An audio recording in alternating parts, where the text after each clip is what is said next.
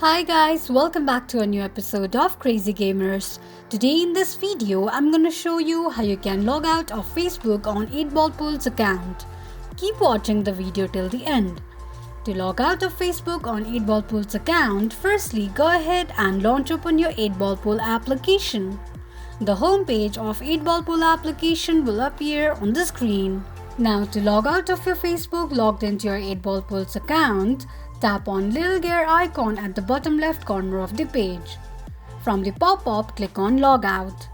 It will log you out of your Facebook's account in 8ballpool quickly and easily just in few steps. If you have any thoughts or queries, let us know in the comments section. Don't forget to subscribe to our channel.